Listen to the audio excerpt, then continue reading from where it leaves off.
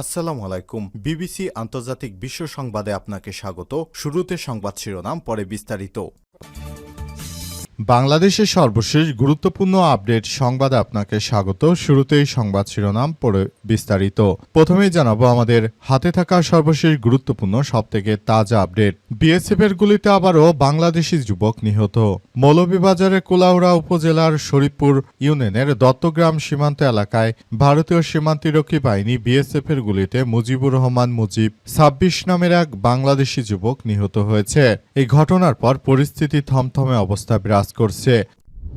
এদিকে ভারতের হিন্দুত্ববাদী শুভেন্দু অধিকারী পুশিনের সঙ্গে জড়িত বলে নুরুল ইসলাম বুলবুল। চাঁপাইনবাবগঞ্জ ৩ আসনের সংসদ সদস্য নুরুল ইসলাম বুলবুল জানিয়েছেন যে ভারত আমাদের উপর অত্যাচার করছে। পশ্চিমবঙ্গে নতুন সরকার গঠনের পর থেকে বাংলাদেশে পুশিন শুরু করেছে ভারতের এই সন্ত্রাসী হিন্দুত্ববাদী শুভেন্দুকে ধরে তারপর গণধুলাই দিলেই পুশিন বন্ধ হয়ে যাবে। জানাবো শিবির নেতা জিশানের সন্ধানের দাবিতে বিক্ষোভ। কুমিল্লার দাউদকান্দি থেকে নিখোঁজ ইসলামী ছাত্র শিবিরের কেন্দ্রীয় সহকারী আন্তর্জাতিক বিষয়ক সম্পাদক জিশান প্রধানের সন্ধান চেয়ে বিক্ষোভ করেছে সংগঠনটির নেতাকর্মীরা। আজ বিকেলে দাউদকান্দি মডেল মসজিদ থেকে শুরু হওয়া বিক্ষোভ মিছিলটি পৌরবাজার বড় মসজিদের সামনে এসে প্রতিবাদ সমাবেশের মাধ্যমে শেষ হয়েছে। তবে জানা গেছে যে এই ঘটনার পর এখন মুক্তিপণ চাওয়া হয়েছে। এরপর জানাবো ভারত সীমান্তে লাইট বন্ধ করে বাংলাদেশে বড় পুশিনের সংকেত। চাঁপাইনবাবগঞ্জের বাঙ্গাবাড়ি সীমান্তে বিজিবি বিএসএফ পতাকা বৈঠকের পরও ভারতের মদতপুষ্ট এই সন্ত্রাসী বিএসএফের সদস্যরা তারা বাংলাদেশের দিকে পুশিনের চেষ্টা চালাচ্ছে। তাদের সীমান্তের কাঁটাতারে বেড়া বরাবর সীমান্ত সড়ক রয়েছে এবং সেটি রাতের অন্ধকারে লাইট বন্ধ করে বাংলাদেশের মধ্যে এই ভারতীয় নাগরিকদের ঠেলে দেওয়ার চেষ্টা করা হচ্ছে। এবং সর্বশেষ জানাবো দেশের জন্য জান দিতে পারি কিন্তু ১ ইঞ্চি মাটিও ছাড়ব না। হাতে হাতে বাঁশের লাঠি, চোখে নির্ভীক দৃষ্টি, কারো বয়স ১০, কারো আবার বয়সের ভারে নুয়ে পড়েছে, কিন্তু মাতৃভূমি সীমানা সুরক্ষার প্রশ্নে তারা সবাই এক এবং অনড় অবস্থায় তারা দাঁড়িয়েছে। তারা সবাই সীমান্তে বাঁশের লাঠি হাতে পাহারা দিচ্ছে। ভারতীয়রা যদি বাংলাদেশে কোনো পুশিনের চেষ্টা করে সেটি প্রতিহত করা হবে বলে উল্লেখ করা হয়েছে। প্রিয় দর্শক, এতক্ষণ শুনছিলেন সংবাদ শিরোনাম, এবারে বিস্তারিত। তবে তার আগে বন্ধুরা অনুরোধ থাকবে এই সংবাদটিতে একটি লাইক দিন। এই চ্যানেলে আপনি নতুন হয়ে থাকলে আমাদের সংবাদটি দেখতে দেখতে চ্যানেলটি সাবস্ক্রাইব করে রাখুন। কমেন্ট করে বন্ধুরা আপনার মূল্যবান মতামত জানিয়ে দিন আপনি বিশ্বের কোন দেশ থেকে বা বাংলাদেশের কোন স্থান থেকে আমাদের সংবাদটি দেখছেন এবং শুনছেন। আর বন্ধুরা, আজকের সংবাদ সম্পর্কে আপনার মূল্যবান মতামত কমেন্ট বক্সে কমেন্ট করে জানিয়ে দিন। গাজা যুদ্ধে আপনি যদি নিরীহ ফিলিস্তিনিদের ভালোবেসে থাকেন বন্ধুরা, কমেন্ট বক্সে ইয়েস লিখে পুরো বিশ্বকে আমাদের এই তাজা আপডেট সংবাদটি দেখার সুযোগ করে দিন। এবারে বিস্তারিত।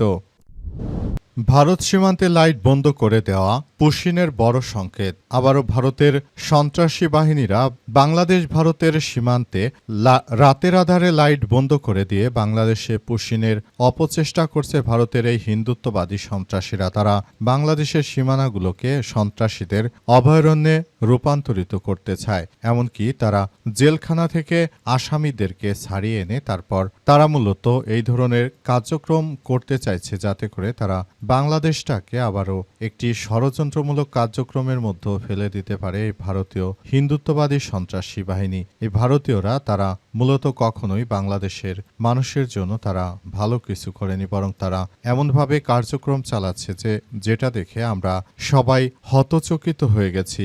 এই সন্ত্রাসীরা যে ধরনের কার্যক্রম আসলে চালাচ্ছে সেটি কোনোভাবেই মেনে নেওয়া যায় না।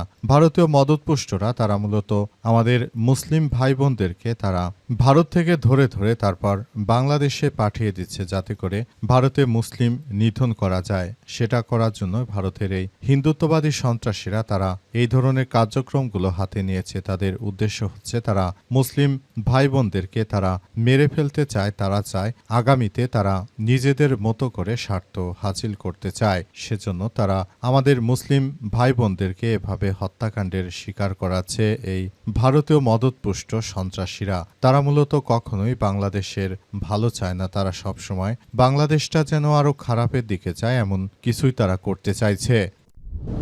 শুভেন্দু অধিকারী পুশিনের সঙ্গে জড়িত বললেন নুরুল ইসলাম বুলবুল। বাংলাদেশ জামাত ইসলামের নেতা নুরুল ইসলাম বুলবুল জানিয়েছেন যে ভারতীয় মদতপুষ্ট সন্ত্রাসীরা, ভারতের মদতপুষ্ট যে শুভেন্দু অধিকারী রয়েছে, তিনি মূলত বাংলাদেশে আবার ভয়াবহ এক বিপর্যয়কর পরিস্থিতি বয়ে নিয়ে এসেছে। অবস্থায় ভারতীয় হিন্দুত্ববাদীরা তারা মূলত যে ধরনের কার্যক্রম শুরু করেছে সেটি কোনোভাবেই আসলে গ্রহণযোগ্য নয় বলে এমন কথাই উল্লেখ করা হয়েছে।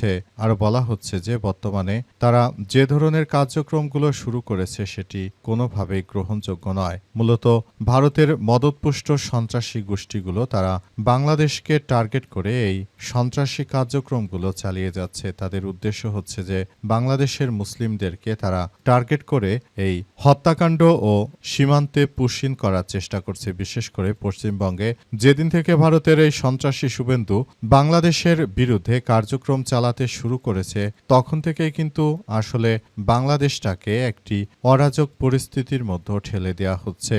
এই অবস্থায় সবাইকে খুব সতর্কতার সহিত কার্যক্রম চালাতে হবে।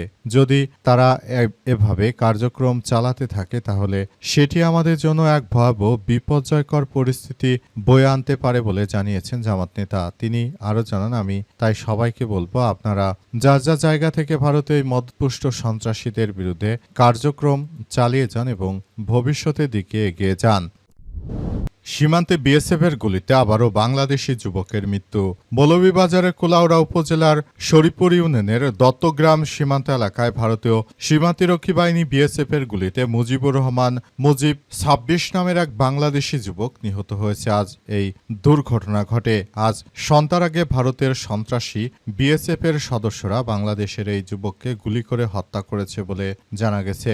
বর্তমানে ওই ব্যক্তির লাশ সীমানায় হত্যাকাণ্ডের ঘটনার পর ওই এলাকায় পরিস্থিতি থমথমে অবস্থা বিরাজ করছে। অনেকে বলাবলি করছে যে এই মুহূর্তে ভারতীয় সন্ত্রাসী মদতপুষ্ট সন্ত্রাসীরা তারা যেভাবে বাংলাদেশের মানুষ হত্যাকাণ্ডের মধ্য দিয়ে তারা যে কার্যক্রম আসলে শুরু করেছে সেটি কোনোভাবেই মেনে নেওয়া যায় না। ভারতীয় মদতপুষ্ট সন্ত্রাসীরা তারা মূলত নতুন করে যে ধরনের সন্ত্রাসী কার্যক্রমগুলো চালাতে চাইছে সেটি আসলে কোনোভাবেই গ্রহণযোগ্য নয়। আমরা বলতে চাই, ভারতীয় মদতপুষ্ট সন্ত্রাসীদের যে তোমরা এখনই সময় আছে, তোমরা এই পরিস্থিতি থেকে থেমে দাঁড়াও, তা না হলে তোমাদেরকে ভবিষ্যতে আরো বড় ধরনের মূল্যায়ন করতে হবে বলে ভারতীয় সন্ত্রাসীদের সতর্ক করে দেওয়ার পরও তারা বাংলাদেশি নাগরিকদের এভাবে সীমান্তে রক্তাক্ত করে হত্যা করছে এই ভারতের কুখ্যাত নরেন্দ্র মোদীর সন্ত্রাসীরা। এই সন্ত্রাসীরা বাংলাদেশটাকে তারা একটি সন্ত্রাসের অভয়ারণ্যে পরিণত করার মধ্য দিয়ে এগিয়ে যাচ্ছে। মূলত ভারতীয় এই মদতপুষ্ট সন্ত্রাসীরা তারা বাংলাদেশটাকে অস্থিতিশীল করার নতুন নতুন ষড়যন্ত্র খেলায় মেতে উঠেছে। সন্ত্রাসীরা যতই আসলে কার্যক্রম চালানোর চেষ্টা করুক না কেন, তাদেরকে প্রতিহত করতে আমাদের বর্ডার গার্ড অব বাংলাদেশ বিজিবির সদস্যরা বদ্ধপরিকর। তারা এমন কিছু করছে যাতে করে এই ভারতীয় মদতপুষ্ট সন্ত্রাসীরা তারা শেষ হতে পারে। কিন্তু তারপরও সন্ত্রাসীরা প্রতিনিয়ত বাংলাদেশের সীমান্তে পুশিনের মধ্য দিয়ে তারা মূলত বাংলাদেশি নাগরিকদের এভাবে হত্যাকাণ্ডের ঘটনা ঘটাচ্ছে এবং এই ঘটনার মধ্য দিয়ে মূলত নতুন করে আবারও ভারতীয় সন্ত্রাসীরা মাথা চারা দিয়ে উঠেছে। তাদেরকে আসলে ধ্বংসস্তূপে পরিণত করা এই মুহূর্তে আমাদের জন্য খুব বড় ধরনের এক বিষয় হিসেবে আবির্ভূত হচ্ছে। আমরা মনে করি ভারতীয় মদতপুষ্ট সন্ত্রাসীদের যে কোনো মূল্যে থামাতে হবে এবং তাদেরকে শেষ করে দিয়ে তারপর এগিয়ে যেতে হবে বাংলাদেশিদের।